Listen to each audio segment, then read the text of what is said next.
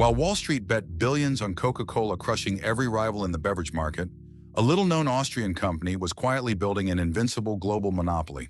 The corporate world completely misunderstood what Red Bull actually was. They never viewed themselves as a beverage maker, but as an extreme media powerhouse. Back in the 1980s, Dietrich Mateschitz discovered a sweet, functional tonic during a business trip to Thailand called Krating Ding. It tasted medicinal, syrupy, and frankly bizarre. Instead of tweaking the formula for Western palates, he did something radical. He kept the intense functional taste and partnered with local Thai tycoon Chaleo Uvidya. But the real masterstroke wasn't the recipe itself. It was a secretive distribution blueprint designed to bypass traditional supermarket gatekeepers entirely. When Coca-Cola executives first caught wind of the strange metallic blue and silver can appearing in Austrian ski resorts, they laughed it off as a regional fad. Big Soda relied on a fundamental rule. Drinks must satisfy mass thirst and taste refreshing. Red Bull deliberately broke every single rule in the beverage playbook.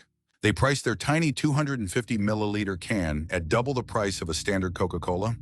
Traditional economists predicted instant bankruptcy. Instead, high pricing created an elite psychological illusion. Consumers subconsciously equated high cost with extreme potency and elite status. While Coca-Cola spent billions on traditional television commercials and billboards, Red Bull poured every single dollar into adrenaline-fueled underground subcultures. They sponsored rebellious snowboarders, cliff divers, and skateboarders long before extreme sports ever hit mainstream television or major networks. By the time Coca-Cola finally realized they were losing the youth demographic, Red Bull owned entire sporting leagues, media houses, and professional soccer clubs. Panic struck the Atlanta boardroom. Coca-Cola launched aggressive copycat products like Full Throttle and Vault to flood retail shelves and crush the Austrian upstart.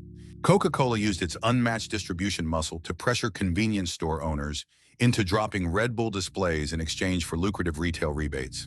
Yet the maneuver backfired catastrophically. Consumers viewed Coca-Cola's aggressive tactics as corporate bullying, driving even more loyal fans directly into Red Bull's arms. Behind closed doors, Red Bull's legal teams drafted airtight exclusivity agreements with independent distributors, locking out beverage giants for decades. They mastered the art of guerrilla marketing, placing empty branded cans strategically in college dorms, libraries, and skate parks before officially launching in new cities. Students formed long lines, convinced they were lining up for a rare, forbidden elixir that elite athletes used to break world records. Felix Baumgartner's supersonic space dive from the stratosphere wasn't just a stunt. It was a masterclass in global brand dominance, watched by millions live. While Coca-Cola sold sugary comfort, Red Bull sold superhuman achievement, transforming a simple caffeine drink into a badge of personal ambition. Financial analysts finally looked past the balance sheets and uncovered a shocking reality. Red Bull operates more like a high-margin media company than a beverage bottler. They outsource 90% of their physical manufacturing and canning operations, sparing themselves billions in heavy factory overhead expenses. This lean, asset-light business model allowed them to funnel massive capital reserves straight back into high-impact marketing and global brand expansion.